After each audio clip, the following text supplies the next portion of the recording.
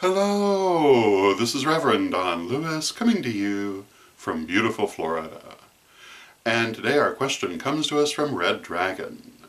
And Red Dragon writes to say that he was very close to his grandmother, who died when he was 7, and that he frequently dreams of this grandmother, but unfortunately these are not happy dreams. The dreams may be set in any of many different places. Sometimes he's in school and his grandmother is there. Sometimes it's a family gathering and his grandmother is there.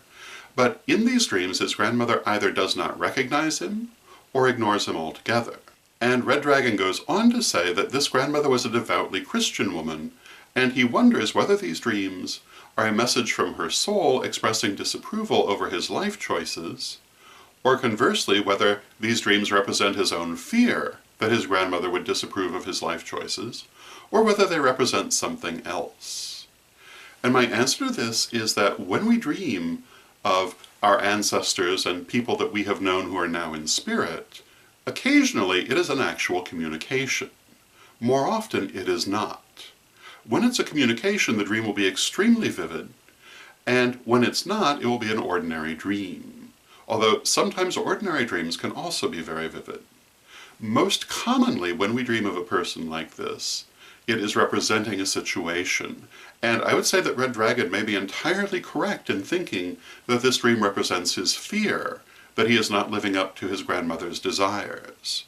However, it is also possible that the image of his grandmother in the dream represents a part of himself, because most commonly when we dream of people, those people represent a part of ourselves, and so one should ask oneself, when one dreams of a person, what they represent. And sometimes you'll dream of a person who represents the critical part of yourself, sometimes you'll dream of a person who represents the vulnerable part of yourself, and so on and so forth. So I would say that one of the things Red Dragon should ask himself is what part of himself his grandmother might represent. And that is another way of interpreting this dream, but in general I would say I would not think this would be a spiritual communication from his grandmother's spirit, but rather it does represent something internal to himself, most likely his fear that he is not living up to her expectations or desires. So my recommendation to Red Dragon is this. First, consider what the symbol of your grandmother might mean to you, or what part of you it might represent.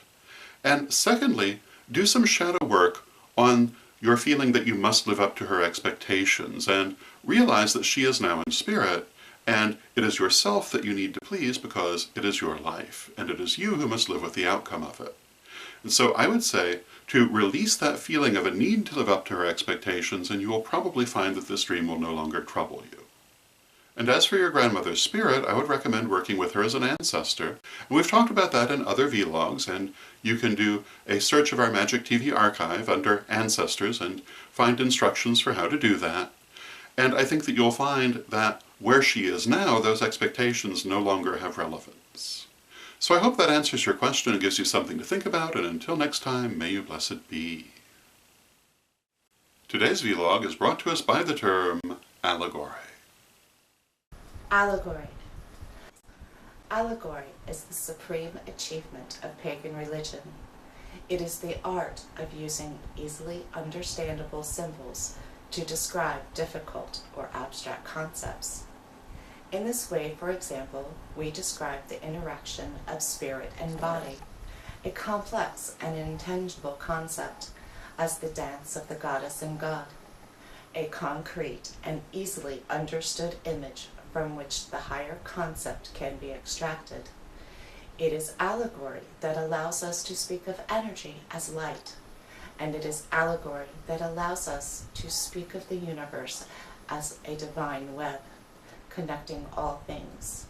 Allegory allows us to free ourselves from literality and opens the door to abstract thinking.